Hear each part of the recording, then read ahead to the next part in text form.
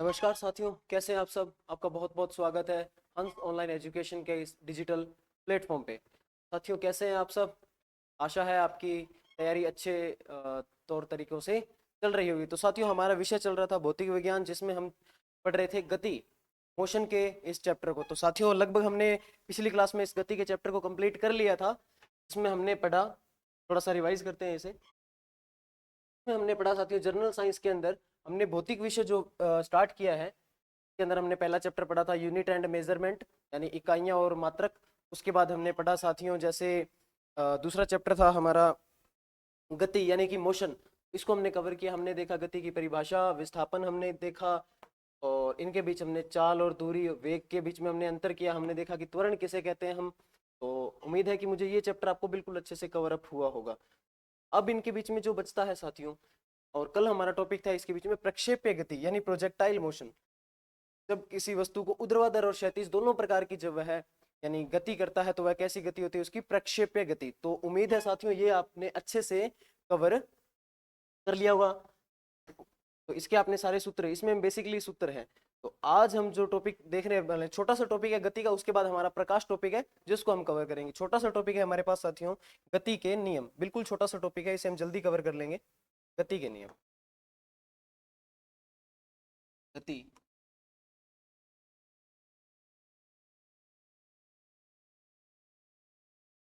गति नियम। साथियों, सर्वप्रथम आपको ये पता होना चाहिए कि गति के नियम किस वैज्ञानिक ने दिए थे। तो गति के नियम किसने दिए थे? आपके न्यूटन ने। किसने दिए थे? आपके न्यूटन ने दिए थे गति के नियम। हम लिख सकते हैं गति के नियम किसके द्वारा दिए गए थे? न्यूटन के द्वारा। न्यूटन द्वारा,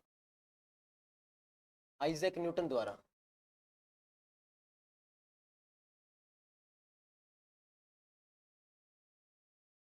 आइजैक न्यूटन के द्वारा क्या किए दिए गए थे? आपको गति के नियम दिए गए थे। साथियों, कितने गति के नियम है हमारे पास? यदि हम बात करें तो गति के नियम हमारे पास निकल करके आते हैं 3। आपने कक्षा 10 और उसमें कक्षा 10 में आपने पढ़ा होगा, कक्षा 9 में भी आपने पढ़ा होगा। तो बेसिक साइंस आप कवर देख सकते हैं, जिसमें आपने पढ़ा होगा कि गति के नियम कितने होते हैं हमारे पास? 3। 3 नियम होते हैं साथियों हमारे पास गति के। फटाफट हम इसे कवर करेंगे। पहला नियम है हमारे पास जड़त्व का नियम। पहला नियम कौन सा है? गति का पहला नियम, हेडिंग है हमारे पास गति का, गति का पहला पहला नियम। गति का पहला नियम। सर्वप्रथम आपका एक प्रश्न बनता है ऑब्जेक्टिव की गति के नियम कितने हैं। तो आपको पता है कि गति के 3 नियम हैं। उसके बाद यदि आपसे पूछ लिया जाए कि गति का पहला नियम कौन सा है, तो आपको साथियों पता होना चाहिए कि गति का पहला नियम हम जिसे कहते हैं वो है हमारा जड़त्व का नियम। किसका नियम? जड़त्व, जिसे आप इंग्लिश में इनर्शिया कहते हैं, जड़त्व का नियम। इसे गति का पहला नियम भी कह सकते हैं आप, या इसे आप क्या कहते हैं? जड़त्व का नियम। अब साथियों समझते हैं हम जड़त्व क्या होता है। जड़त्व, जड़त्व का नियम अर्थात जड़त्व क्या होता है? तो साथियों इनर्शिया क्या होता है?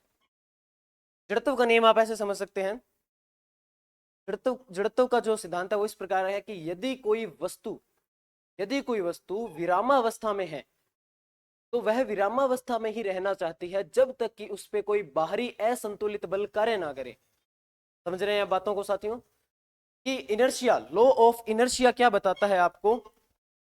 लॉ ऑफ इनर्शिया आपको ये बताता है कि वस्तु यदि कोई वस्तु विरामावस्था में है, तो वह तब तक विरामावस्था में ही रहना चाहती है कि जब तक उस पर कोई बाहरी बल ना लगे।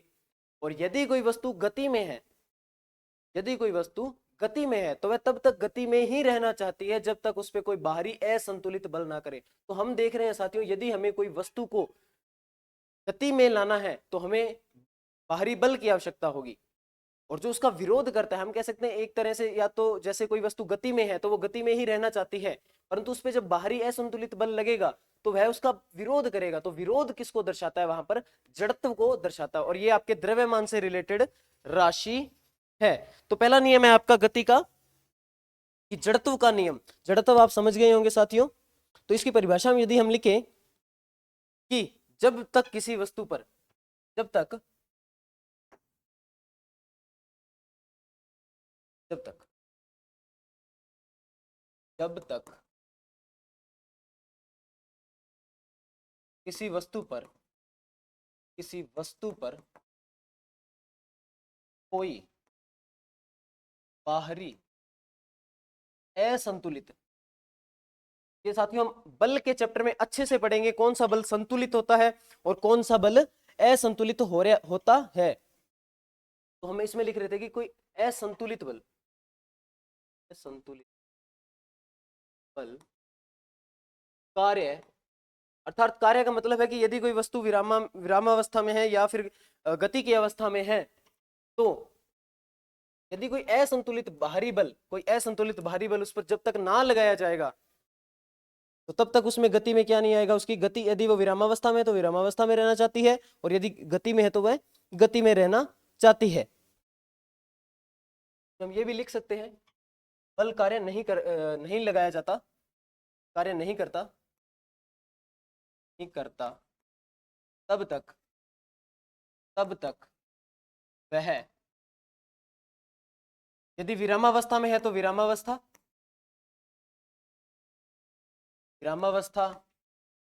में ही रहना, या फिर हम कह सकते हैं रहती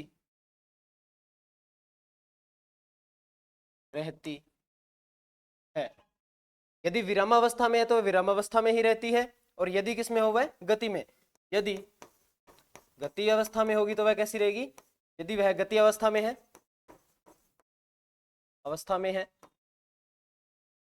तो वह गति में ही रहेगी, गति में ही रहेगी। कब? जब तक कि उस पर कोई बाहरी असंतुलित बल ना लगाया जाए। मान लीजिए साथियों ये एक मार्कर है और यह अपनी इसका जड़त्व ये कहता है कि ये स्थिति अवस्था में है तो यह स्थिति की अवस्था में ही रहेगी जब तक इस पे कोई बाहरी बल ना लगाया जाए। तो साथियों ये अपने आप ए, इस बिंदु से, यदि हम इस बिंदु को ए माने और ए से बी माने, तो ए से बी गति नहीं करेगी। कब तक? जब तक इस पे कोई बाहरी बल। अब बाहरी बल कैसे साथियों? उदाहरण के लिए मेरे पास अब कौन सा बल है? पेशीय बल। जब तक मैं इस पे पेशीय बल नहीं लगाऊंगा तब तक इसकी गति में कोई भी परिवर्तन या इसकी स्थिति में कोई भी परिवर्तन नहीं होगा। तो जो स्थिति, अपने स्थिति में परिवर्तन का जो विरोध करता है साथियों, उसे हम कहते हैं जड़त्व का नियम। किसका नियम कहते हैं हम? जड़त्व का नियम। आपने साथियों देखा होगा, ये आपने घर पे भी उदाहरण देखे होंगे। आपने अगर आपने बस में ट्रेवल किया है साथियों, इसके एग्जांपल देता हूं मैं आपको। यदि आपने बस में ट्रेवल किया तो बस में जब आप ट्रेवल करते हैं तो आप देखते हैं कि यदि आप बस पे बैठे हैं और बस किस में है? गति अवस्था में है।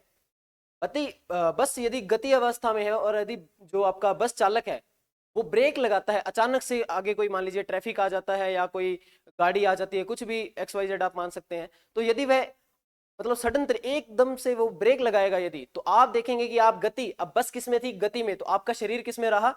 अब बस के साथ साथ आपका शरीर भी किस में है? गति अवस्था में है। परंतु जब वह उस पर ब्रेक लगेगी तो बस रुकेगी। बस रुकने के कारण क्या होगा? बस तो अब चली गई विराम अवस्था में, परंतु आपका शरीर किस में रहा? गति अवस्था में। तो वह शरीर आपका चाहेगा कि गति अवस्था में ही रहा जाए जब तक कोई बाहरी बल ना लगे। तो बाहरी बल बस ड्राइवर ने तो लगा दिया बस पे, इसलिए बस आ गई आपके किस में? विराम अवस्था में। परंतु आप पर बाहरी बल अप्लाई नहीं हुआ, इसलिए आप बस में आगे की ओर झुक जाते हैं। ये तो आपने देखा ही होगा साथियों। और यदि बस विराम अवस्था में खड़ी है, मान लीजिए स्टॉप पर बस खड़ी है, स्टॉपेज पर, और आप उसमें बैठते हैं, तो बस भी स्थिति अवस्था में है और आप भी जब उसमें बैठ गए हैं तो किस अवस्था में है? स्थिति।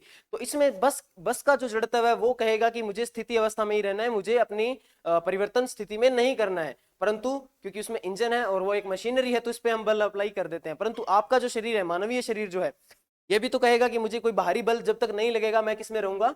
विरामावस्था में। जब बस को एक्सीलरेट किया जाता है, त्वरित, अब त्वरण हम पिछले टॉपिक में पढ़ चुके हैं। त्वरण, बस को एक्सीलरेट किया जाएगा, अब उसके वेग में परिवर्तन आएगा। पहले वह शून्य वेग में था, उसके वेग में परिवर्तन आएगा, तो ये हम देख चुके हैं। उसके बाद देखिए साथियों, यदि आप बस में स्थिति अवस्था में बैठे हुए हैं और बस चालक एकदम से रेस बढ़ाता है, यानी एकदम से त्वरित करता है, तो बस स्थिति अवस्था में किस में चली गई? गति अवस्था में। परंतु आपका शरीर किस में था? स्थितिज अवस्था में और विराम अवस्था में था, और वो रहना भी किस में चाहता है? विराम अवस्था में। परंतु बस यदि गतिज अवस्था में हो गई है तो आप भी किस में होते हो? गति अवस्था में। इसलिए आपका शरीर चलते हुए किसकी ओर होता है? पीछे की ओर। तो इस नियम से आपसे उदाहरण ही पूछे जाएंगे कि चलती हुई बस का अचानक से रुकना और यात्री का आगे की ओर झुकना। ठीक है, तो ये आपके कुछ क्या रहेंगे इसके अंदर? उदाहरण। तो हम लिख सकते हैं कि चलती हुई बस का अचानक रुकना। उदाहरण इसका यदि हम देखें, गति के पहले नियम का उदाहरण हम यदि देखें, तो ऐसे तमाम नियम आप खुद से बना सकते हैं, आप देख सकते हैं। तो पहला नियम देखिए, आप समझ सकते हैं। अब आपको समझ गया ना कि जड़त्व किसे कहते हैं हम। देखिए चलती हुई बस का, चलती हुई चलती हुई बस का अचानक से रुक जाना और जो बस के बीच जो यात्री बैठे हैं और यात्रियों का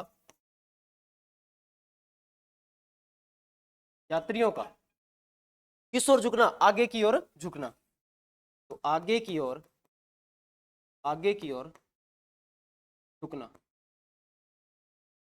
ये आपके पास है लॉ ऑफ इनर्शिया, यानी आपके किसका नियम, जड़त्व का नियम। तो ये साथियों गति का कौन सा नियम था, पहला नियम था। तो अब हम देखने जा रहे हैं गति का पहला नियम आपने अच्छे से समझ लिया। अब हम देखने जा रहे हैं गति का कौन सा नियम, दूसरा नियम। तो गति का जो दूसरा नियम है साथियों, उसे हम कहते हैं संवेग का नियम। किसका नियम कहते हैं हम उसे, संवेग का नियम। अब हम हेडिंग लगाएंगे लड़ाकू विमान, ये कहां से आ गया बीच में लड़ाकू विमान, गति के नियम।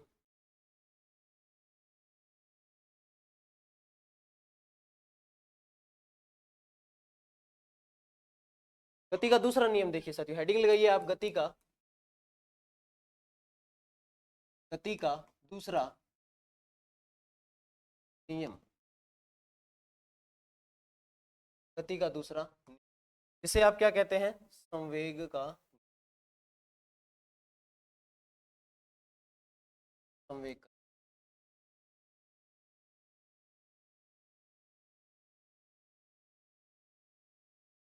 संवेग का ये साथियों जो आपका संवेग का नियम होता है, इसका मतलब होता है कि किसी वस्तु के संवेग में यदि परिवर्तन हुआ, हमने वेग पढ़ा है, तो अब हम देखेंगे कि यदि किसी वस्तु के संवेग में परिवर्तन होता है तो उस पे जो दर है वो किसके समानुपाती होती है, बल के समानुपाती। यदि हम इसकी परिभाषा लिखें तो यदि किसी वस्तु के संवेग में परिवर्तन की दर, किसी वस्तु के परिभाषा यदि हम इसकी देखें तो किसी वस्तु के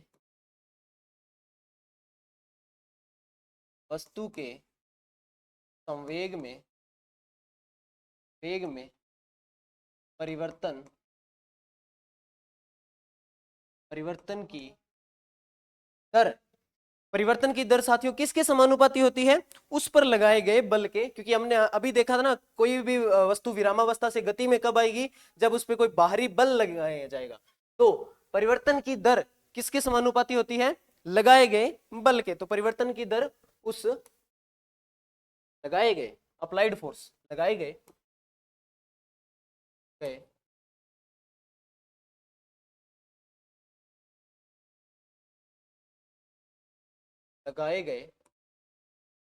बल के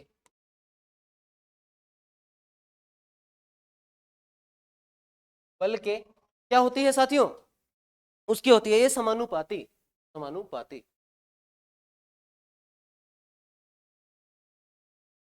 अब इस परिभाषा को हम किस में बदल देंगे, सूत्र में, कि यदि किसी वस्तु में संवेग परिवर्तन की दर उस पर लगाए गए बल के क्या होती है, समानुपाती। तो बल के समानुपाती कैसे होगी, आपने संवेग का सूत्र पढ़ा था, संवेग का सूत्र मैंने आपको यूनिट एंड मेजरमेंट में करवाया होगा। संवेग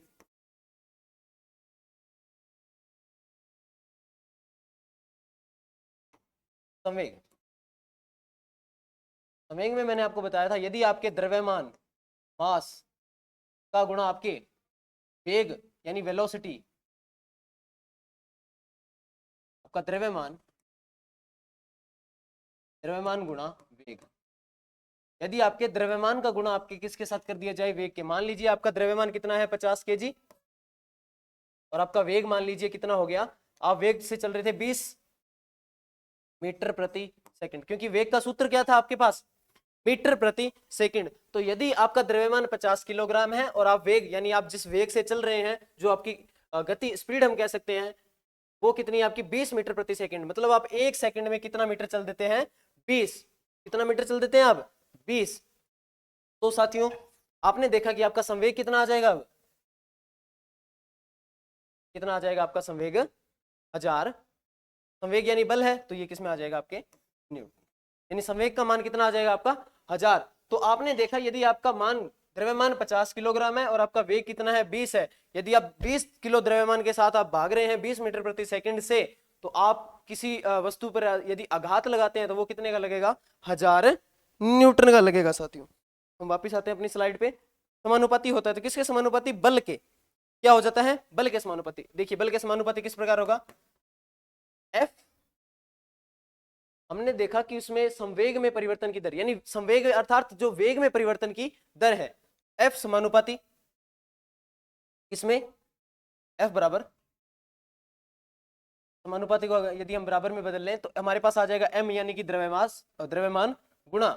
अब जो वेग में परिवर्तन है साथियों, अब आपको पता होना चाहिए कि वेग में परिवर्तन की दर आप किसे कहते हैं। वेग में परिवर्तन की दर आप किसे कहते हैं, ये आपको बिल्कुल पता होना चाहिए। संवेग में परिवर्तन की दर, इसका मतलब यहाँ पर बात किसकी हो रही है, यहाँ बात हो रही है साथियों त्वरण की। संवेग में परिवर्तन की दर अर्थात वेग में परिवर्तन की दर माना मतलब अंतिम वेग माइनस प्रारंभिक वेग बटा में समय दर के लिए। तो ये सूत्र था आपके पास किसके लिए, संवेग के लिए। इसको यदि हम सोल्ट आउट करें तो यदि हम इसको सोल्ट आउट करें यहां पर, तो जो v माइनस यू बटा टी है, इसे हम क्या लिख सकते हैं, a त्वरण लिख सकते हैं इसे हम, क्योंकि ये त्वरण का ही तो सूत्र है। तो v माइनस यू बटा टी को हम क्या लिख सकते हैं, त्वरण, यानी a हम इसे लिख सकते हैं, a हम लिख सकते हैं इसे त्वरण। तो इस सूत्र को यदि हम आगे लिखें तो किस प्रकार लिख सकते हैं, इस सूत्र को हम कुछ इस प्रकार लिख सकते हैं कि F बराबर m गुणे, यहां से इसको उठाया जाए तो a साथियों इसका सूत्र तैयार है आपके पास बल। तो बल का जो सूत्र है वो आपके पास, यानी गति का पहला नियम आपको बता रहा था किसके बारे में, उसकी स्थिति के बारे में, और गति का जो दूसरा नियम है वो आपको किसके बारे में बता रहा है, बल के बारे में। किसके बारे में बता रहा है साथियों, आपको ये बल के बारे में बता रहा है। तो बल यहां से आपके लिए क्या आ गया, बल का सूत्र। ये क्या है, बल का सूत्र। तो दूसरे नियम से अब आपको याद रखना है कि गति के दूसरे नियम से आपको क्या प्राप्त होता है, तो आपको याद होना चाहिए बल का सूत्र। बल का सूत्र, तो बल का सूत्र आपको कहां से प्राप्त होता है, गति के दूसरे नियम से आपको क्या प्राप्त होता है, बल का। तो ये आपके पास बल है, F क्या है, बल, ठीक है। ये आपके पास द्रव्यमान और ये आपके पास त्वरण। तो बल का सूत्र आ गया आपके पास, ठीक है साथियों। तो उम्मीद है आप ये समझ पाए होंगे। तो गति का दूसरा नियम था ये। इसके कुछ उदाहरण जैसे हम देखें कि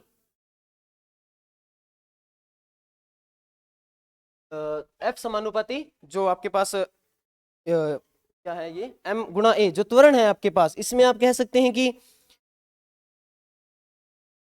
यदि हम इसको थोड़ा त्वरण को और समझे तो इसमें आप क्या समझ रहे हैं कि समानुपाती है किसके, द्रव्यमान के। अर्थात जिसका द्रव्यमान ज्यादा होगा, उस पर बल, उसके लिए बल हमें ज्यादा लगाना पड़ेगा। परंतु यदि बल हमें कम लगाना है तो उसका हम क्या बढ़ा दें, समय अंतराल बढ़ा दें। तो इसका बहुत अच्छा उदाहरण आपने कहां देखा होगा, आपने यदि क्रिकेट देखा है साथियों, यदि आपने क्या देखा है, क्रिकेट देखा है, तो आपने क्या देखा होगा, जब भी क्रिकेट में बैट्समैन बॉल को हिट करता है और जब उसे कैचर पकड़ने जाता है, जब बॉल को कैच करता है तो वो क्या करता है, कुछ इस प्रकार से गेंद को पकड़ के और पीछे की ओर क्या करता है, वो अपने पीछे की ओर बढ़ाता है। ये आपने देखा होगा कि एक गेंदबाज जब कैच लेता है तो उसे किस ओर बढ़ाता है, पीछे की ओर बढ़ाता है। ये साथियों आपने देखा होगा।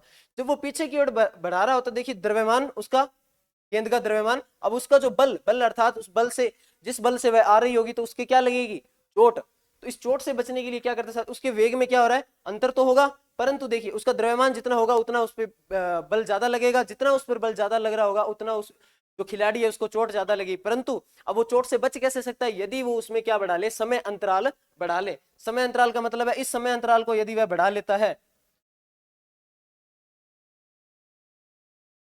यदि वह इस समय अंतराल को बढ़ा लेता है, इस समय अंतराल को यदि वह बढ़ा लेता है, यानी तो उसका बल, उस पे बल क्या लगेगा, कम, और यदि बल कम लगेगा तो उसे चोट भी कम लगेगी। तो ये उदाहरण था किसका, गति के दूसरे नियम का। और आपको ये याद रखना है कि यहां से हमें क्या मिलता है, सूत्र, वो भी किसका, बल का। तो ये आपको बल का सूत्र मिल गया, ये हम बल के चैप्टर में इसे आराम से पढ़ लेंगे। अब है हमारे पास गति का तीसरा नियम। गति का तीसरा नियम, गति का जो तीसरा नियम है साथियों वो कौन सा है, क्रिया प्रतिक्रिया का नियम। ये आपने सबने पढ़ा होगा। तो क्रिया प्रतिक्रिया का नियम, क्रिया प्रतिक्रिया,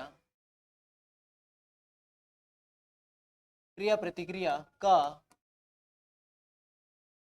नियम, क्रिया प्रतिक्रिया का नियम। ये आप दोस्तों सभी ने देखा, इसको सुना ही होगा आपने, क्रिया प्रतिक्रिया का नियम। मतलब यदि हम इसका मतलब है कि प्रत्येक क्रिया के बराबर, यानी मतलब यदि आप कोई क्रिया करते हैं जिस प्रकार, तो प्रत्येक क्रिया के विपरीत, मतलब आप यदि क्रिया इस दिशा में कर रहे हैं, उदाहरण के लिए यदि हम समझे, यदि आपकी क्रिया इस दिशा में है तो जो परिणामी होगा उसका विपरीत और उतने ही बराबर मान का, मतलब ये ए मान है इसका तो ये भी ए मान का। इसको और सरलीकृत रूप से हम देखें तो किस प्रकार समझ सकते हैं आप, इसको थोड़ा सरलीकृत करते हैं हम,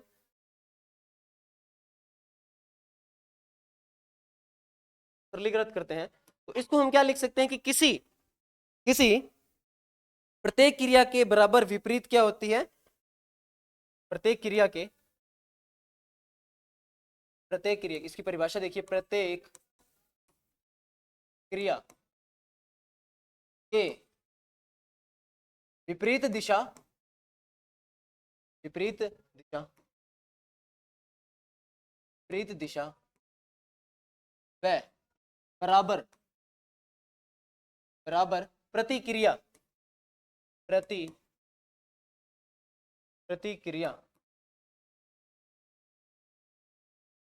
प्रतिक्रिया होती है। क्या समझे आप साथियों से कि किसी प्रत्येक क्रिया के विपरीत दिशा में वह बराबर क्रिया होती है। इसका उदाहरण आपको बहुत अच्छा उदाहरण देता हूं आपको। आपके सामने यदि एक दीवार है और आपके हाथ में यदि एक गेंद है, आपके सामने एक दीवार है और आपके हाथ में एक गेंद है, तो आप उस गेंद को आप किस पे मारेंगे, आप दीवार पे। तो आपने ये क्या की, एक क्रिया, आपने क्रिया किस दिशा में की, सामने की दिशा में। आपने क्रिया की सामने की दिशा में, आपने गेंद मारा उस दीवार की ओर, तो सामने की ओर आपने क्रिया की। परंतु जब वह गेंद उस दीवार से टकराएगी तो टकराने के बाद आपने तो की क्रिया, आपने तो उस गेंद को इस ओर फेंका, मतलब आपने की एक क्रिया, परंतु अब वो गेंद उस दीवार से टकरा के, अब दीवार क्या करेगी, विपरीत दिशा, अर्थात आपके सामने की जो दिशा हो जाएगी, अब विपरीत दिशा हो गई, तो विपरीत दिशा और जितने बल से, जितने वेग से आपने फेंका है उसको, उतने ही वेग से आपके लिए वापस फेंक देती है। तो ये किसका नियम था, क्रिया प्रतिक्रिया का नियम। साथियों, जो बल की गति के जो नियम है, उनसे आपसे सिर्फ उदाहरण के तौर पर ही प्रश्न पूछे जाएंगे। जैसे आपने लोकप्रिय है एक, तो बिल्कुल भी आपने बचपन में जरूर सुना होगा, ये बहुत सी पाठ्य पुस्तकों का क्वेश्चन है कि जो हमारे रॉकेट उड़ते हैं वो किस सिद्धांत पर उड़ते हैं, तो वो उड़ते हैं गति के तीसरे नियम, यानी क्रिया प्रतिक्रिया। मतलब जो उनके अंदर जो हम फ्यूल भरते हैं, एरोप्लेन जो भी कह सकते हैं, फाइटर जेट कुछ भी है, विमान है हमारे जो अंतरिक्ष में जाते हैं, उनमें हम जो फ्यूल भरते हैं, जो ईंधन भरते हैं, वो बल लगाते हैं नीचे की ओर। आपने देखा होगा जब किसी विमान को ऊपर उड़ाया जाता है, जो अंतरिक्ष में जाता है, तो वो अपने नीचे बहुत सारा आग और बहुत सारा धुआं, इसका मतलब है कि वो बल लगा रहा है नीचे की ओर। जो ईंधन है जेट का, वो तो लगा रहा है नीचे की ओर, और उसकी जो प्रतिक्रिया हो रही है वो कहाँ हो रही है, ऊपर की ओर। यानी उसके प्रतिक्रिया, जो उसका हम कह सकते हैं कि जो उसने बल क्रिएट किया है, जो उसने धुआं क्रिएट किया है, जिसकी वजह से उसने बल लगाया पृथ्वी पर, और पृथ्वी उसे क्या, ऊपर की ओर धक्का देती है। तो इस नियम पे कौन कार्य करता है, आपका, हम कह सकते हैं अंतरिक्ष के जो हमारे क्या है, विमान है। तो इसमें आपको ये उदाहरण ही याद रखने हैं। आपने देखा होगा कि यदि हम बंदूक चलाते हैं, बंदूक चलाते तो आप क्रिया कैसे करते हैं, आप गोली चलती है आगे की ओर, यदि आप उसका ट्रिगर दबाते हैं तो गोली चलती है आगे की ओर, परंतु उसमें प्रतिक्रिया कैसे होती है, कंधे पे आपके क्या लगता है, वो उसका विपरीत दिशा में। तो ये क्रिया, तो बंदूक से गोली चलना, तो ये किसका नियम है, क्रिया प्रतिक्रिया के नियम। और यदि अंतरिक्ष में क्या उड़ रहा है, कोई रॉकेट उड़ रहा है, तो वह कैसा नियम है, क्रिया प्रतिक्रिया का नियम। दोस्तों, आप स्विमिंग, अगर आपने स्विमिंग की होगी, वैसे भी गर्मी का मौसम है, तो आप क्या देखते हैं कि इस प्रकार पानी को हम हटाते हैं पीछे की ओर, पानी को हम हटाते हैं पीछे की ओर, तो हमारे जो बल की दिशा है वो कैसी है, इस प्रकार, और हम तैर जाते हैं आगे की ओर, हम तैर जाते हैं आगे की ओर। तो ये किस प्रकार का बल हो, तो ये भी क्रिया प्रतिक्रिया, हमने क्रिया की है इस दिशा में और हमारी प्रतिक्रिया हो रही है सामने की दिशा में, तो ये भी क्रिया प्रतिक्रिया का नियम है। उसके बाद आपने देखा होगा साथियों, जब कोई नाव से उतरता है, हम कह सकते हैं जैसे कि कोई बंदरगाह है वहां पर, तो हम जैसे ही नाव पे उतरते तो हम क्या करते हैं, नाव को पीछे की ओर धकेला जाता है ऐसे, और तो व्यक्ति आगे और, तो मतलब नाव जाती है पानी में पीछे की ओर और व्यक्ति जाता है आगे की ओर। तो ये किसका उदाहरण है, ये भी आपकी क्रिया प्रतिक्रिया का ही उदाहरण है। तो इसमें उदाहरण ही आपसे पूछे जाएंगे। इसमें आप लिख सकते हैं कि, क्या लिख सकते हैं आप इसमें, रॉकेट का उड़ना, ये उदाहरण क्या है आपके पास, रॉकेट का उड़ना, रॉकेट रॉकेट का उड़ना, उड़ना। ठीक है, तो ये आपके पास क्या है, इसका उदाहरण है। तो इस प्रकार से आपको उदाहरण याद रखना जिसमें आपकी क्रिया प्रतिक्रिया हो रही होती है। ठीक है साथियों, ये आपको दर्शाता है कि किसी भी जो आप क्रिया करते हैं उसकी विपरीत दिशा में और कितनी बराबर मान के आपके लिए क्या हो जाती है, प्रतिक्रिया होती है। तो साथियों ये थे कुछ नियम, आपको ये याद रखना है कि पहला नियम गति का जो था वो किसका नियम था, जड़त्व का नियम। ये भी पूछ लिया जाता है कि गति का पहले नियम का नाम बताइए, तो उसमें नाम लिखे होंगे, संवेग का नियम, ठीक है, जो भी जितने भी नियम लिखे, तो आपको वहां ढूंढना है कि जड़त्व का नियम, तो जड़त्व का नियम कौन सा होता है, गति का पहला नियम। इसका मतलब यदि कोई वस्तु विरामावस्था में है तो वह विरामावस्था में ही रहना चाहती है जब तक उस पर कोई बाहरी असंतुलित बल ना लगे, और यदि कोई वस्तु गतिज अवस्था में है तो वह गतिज अवस्था में ही रहना चाहती है जब तक उस पर कोई बाहरी बल ना लगे। तो ये हम समझ चुके हैं, इसके उदाहरण आप देख लेंगे, उदाहरण से ही प्रश्न आए। उसके बाद ये आपको जरूर याद रखना है कि बल का सूत्र आपको किस नियम से मिलता है, तो गति के दूसरे नियम से हमें बल का क्या मिलता है, सूत्र मिलता है, F बराबर m इंटू ए। इसकी हम विमा भी बनाएंगे बल के चैप्टर में। तो ये था संवेग का सूत्र और इससे हमने बना लिया किसका, बल का सूत्र। ठीक है साथियों, यहां तक हम कवर कर चुके हैं। हमारा अगला जो चैप्टर रहेगा वो था प्रकाश। हमारा अगला चैप्टर कौन सा रहेगा, प्रकाश। तो साथियों उम्मीद है कि आपको ये जो गति वाला चैप्टर है आपका ये अच्छे तरीके से समझ में आया होगा। तो ये मैं आपसे आशा करता हूं कि आपको गति वाला चैप्टर, तो हमारे 2 चैप्टर बिल्कुल कंप्लीट हो चुके हैं। अब जो राजस्थान की भर्तियां जो आ रही हैं, एलडीसी भर्ती है, जो वर्तमान में जो भर्तियां हैं उनका यदि हम सिलेबस देखना है, जो महत्वपूर्ण विषय होगा हमारे पास उसे हम पहले करते हुए जाएंगे। उसे पहले करते हुए जाने के बाद हम देखेंगे कि हमें कौन सा विषय पहले करना चाहिए। तो उसके अंदर हमारा एक टॉपिक निकल करके आता है साथियों। तो हमारा जो अगला टॉपिक रहने वाला है, अगला टॉपिक जो हमारा रहने वाला है वो था साथियों प्रकाश। कौन सा टॉपिक है हमारे पास, प्रकाश। तो जनरल साइंस के अंदर हम फिजिक्स में जो अगला टॉपिक पढ़ेंगे वो है हमारे पास प्रकाश। प्रकाश यानी लाइट चैप्टर, प्रकाश। बहुत सारे इससे क्वेश्चन पूछे जाते हैं आपसे। आपसे पूछा जाएगा दर्पण क्या होता है, लेंस क्या होता है, प्रकाश का परावर्तन क्या होता है, प्रकाश का अपवर्तन क्या होता है, दूरदृष्टि दोष किसे कहते हैं, निकट दृष्टि दोष किसे कहते हैं, जरा दृष्टि दोष किसे कहते हैं, कौन सा लेंस किस दोष में लगाया जाता है, दर्पण के प्रकार पूछ लिए जाएंगे आपसे, समतल दर्पण किसे कहते हैं, गोलीय दर्पण क्या होता है, उत्तल दर्पण का कहाँ प्रयोग है, अवतल दर्पण का कहाँ प्रयोग है। तो ये जो सारी चीजें प्रकाश से जुड़ी हुई हैं, मानव नेत्र जो है आप कैसे देख पाते हैं, किसे रेटिना कहते हैं हम, ठीक है, मोतियाबिंद क्या होता है।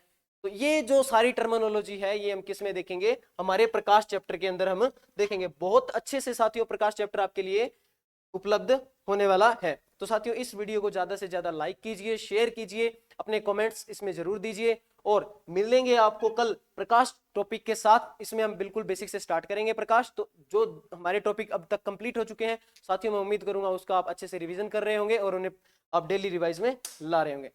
बहुत बहुत धन्यवाद साथियों, मिलते हैं आपको कल एक नए चैप्टर, बिल्कुल स्कोरिंग चैप्टर जिसे आप कह सकते हैं। बहुत से नंबर ऑफ क्वेश्चन उससे पूछे जाते हैं, कंसेप्चुअल है, बिल्कुल कंसेप्चुअल है और आपके स्कोरिंग के लिए भी बहुत अच्छा है। साथियों मिलते हैं आपसे कल इसी क्लास में इसी समय भौतिक विज्ञान की प्रकाश के साथ। जय हिंद, जय भारत साथियों।